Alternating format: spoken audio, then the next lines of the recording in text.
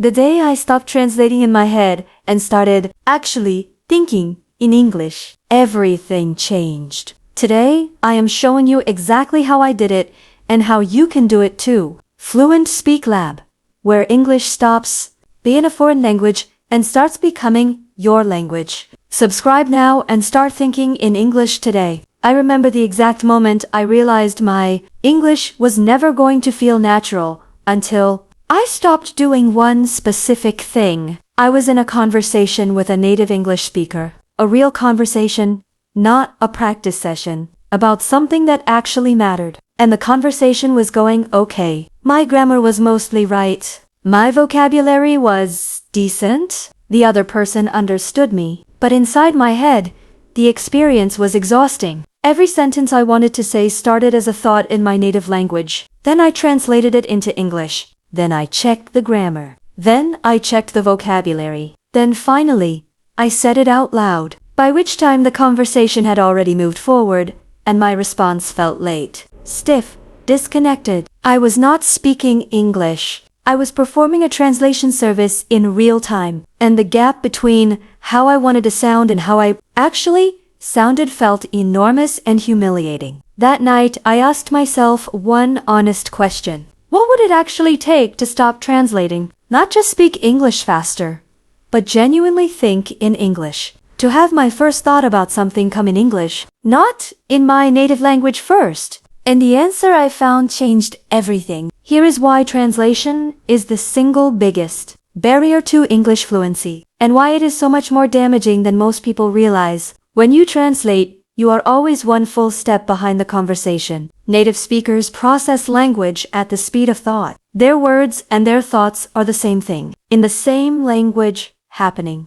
simultaneously. But when you translate, your thoughts happen in one language, then get converted, then get produced in another. 2 steps where fluency requires one, and here is the deeper problem. Translation keeps your native language permanently installed as the operating system of your mind, with English as an application running on top of it. And no application ever runs as fast or as naturally as the operating system itself. To become truly fluent, you do not need to improve your English application. You need to start installing English as part of the operating system. And that deep installation is exactly what thinking in English does. So how do you actually rewire your brain to think in English? Not just speak English, but genuinely think in it. Here's the process, honest, practical, and based on what actually worked for me. The brain rewiring process has one core principle. You have to create situations,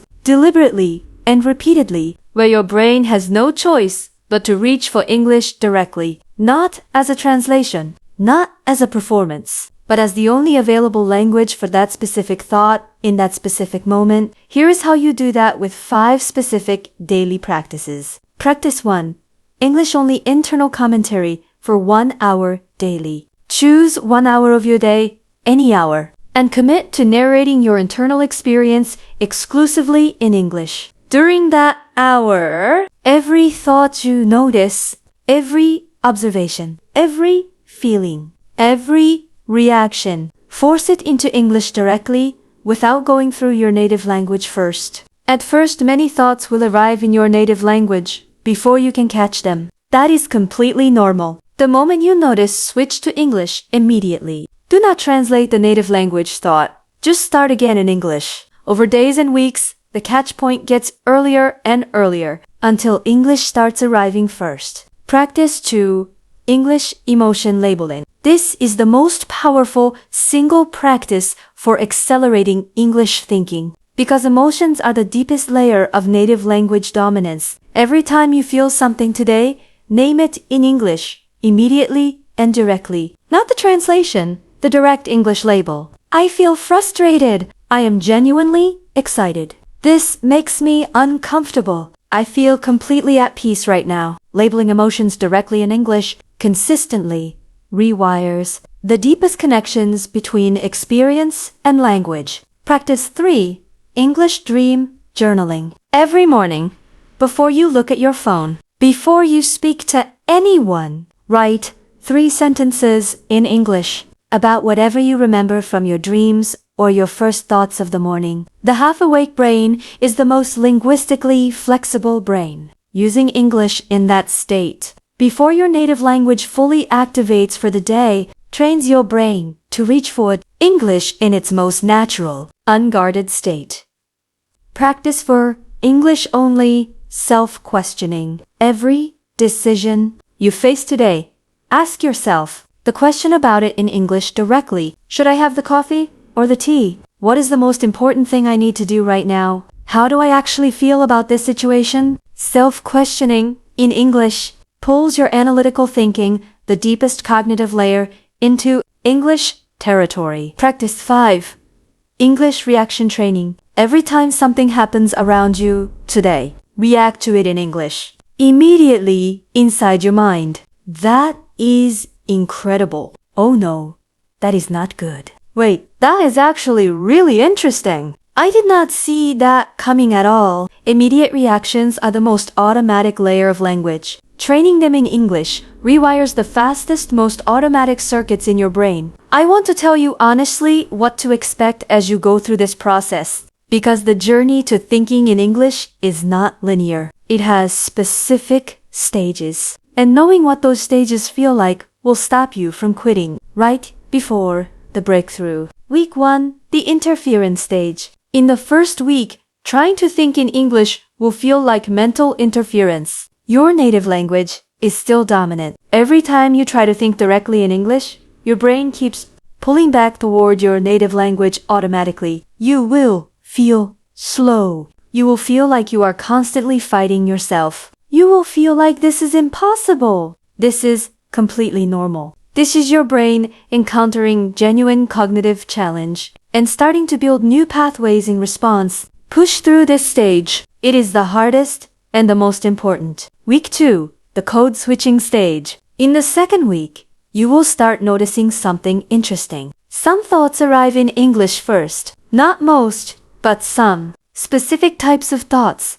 Often, the ones you have been practicing most deliberately start coming directly in English. This is called code switching becoming selective. Your brain is beginning to route certain thought types through English automatically. This is the first real evidence that the rewiring is working. Celebrate every English first thought this week. They are proof. Week 3, the momentum stage. By the third week, the ratio shifts noticeably. More thoughts are arriving in English first. The translation process, when it still happens, is getting faster. The gap between thought and speech is getting smaller. You start having moments, brief windows, where an entire short exchange happens entirely in English. Inside your head, thought, response, reaction, all in English, without translation. These moments are extraordinary when they first happen. They are your brain showing you what full English thinking feels like. Hold on to that feeling. Chase it.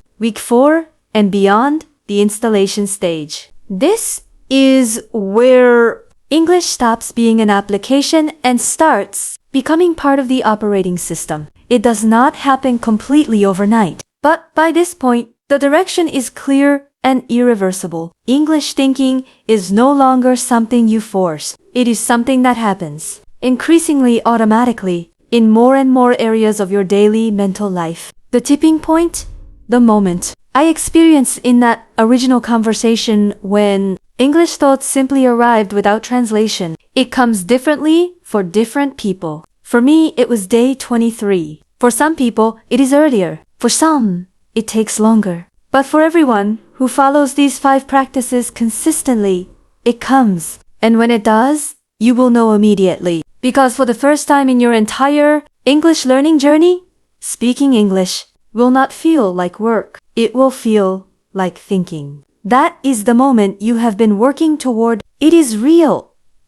It is achievable. And it starts right now with the decision to think your very next thought in English. What is that thought? Say it in English. Out loud. Right now. There. You just started. Your next thought. Think it in English. Right now. That is where this journey begins. Drop a comment in English right now. Whatever you are thinking in this moment, raw and real. Hit like, subscribe to Fluent Speak. Lab. English thinking is not a gift, it is a practice. And yours starts right now. Let's go.